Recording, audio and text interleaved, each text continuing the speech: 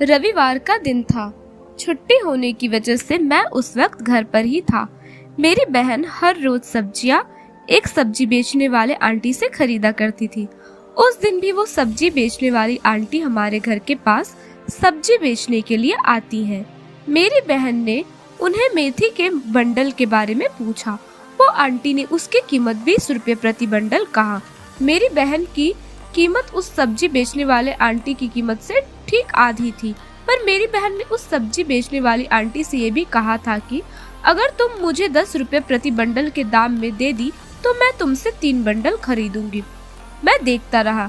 कुछ देर तक वो दोनों अपनी अपनी कीमत पर ही अड़े रहे। सब्जी बेचने वाले आंटी ने मेरी बहन से कहा कि इस कीमत पर तो मुझे भी नहीं मिली है। इतना बोलकर वो अपने सीट पर टोकरी रखकर चलने लगती है। थोड़ा आगे चलने के बाद सब्जी बेचने वाली आंटी पीछे मुड़ती है और मेरी बहन से कहती है कि चलिए 15 रुपए में प्रति बंडल आपको दे देती हूँ। मेरी बहन तभी भी नहीं मानती है और वो अपना सिर हिलाकर उनसे कहती है कि नहीं, 10 रुपए प्रति बंडल देना है तो वो, वरना दो, नहीं तो मुझे नहीं लेनी। सब्जी वाली चली जाती है। वो दोनों एक दूसरे को अच्छे से जानते थे। सब्जी वाली आंटी थोड़ा आगे जाकर फिर से पीछे मुड़ती है और हमारे घर तक वापस आती है। मेरी बहन भी दरवाजे पर उनका ही इंतजार कर रही थी। आखिर में सौदा मेरी बहन की बताई हुई कीमत पर ही होता है।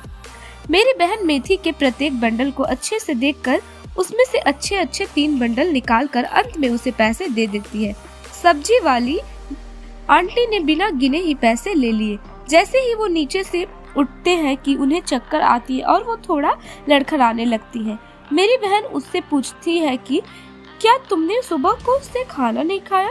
सब्जी वाली आंटी ने कहा, जी नहीं, आज की कमाई से ही मैं चावल खरीदने वाली हूँ और घर जाकर खाना बनाने वाली हूँ। बहन ने उसे बैठाने के लिए कहा और वो अंदर जाकर उनके लिए खाना लेकर आती है। बहन ने उस सब्जी वाली आंटी को अच्छे से खाना खिलाया और अंत में उसे पानी पिलाकर भेजा। सब्जी वाली भी बहुत खुश हो गई और उसने मेरी बहन को अंत में धन्यवाद कहा। मैं ये सब देखकर हैरान रह गया। मैंने उनसे जाते हुए ही मेरी बहन से पूछा कि आप 5 रुपए के लिए इतना मोल भाव कर रहे थे और महंगा भोजन उन्हें इतनी आसानी से दे दिया। तभी मेरी बहन ने मुझे कहा कि बेटा, व्यापार में कभी कोई दया नहीं होता है, क्योंकि दया से कोई व्यापार नहीं होता है।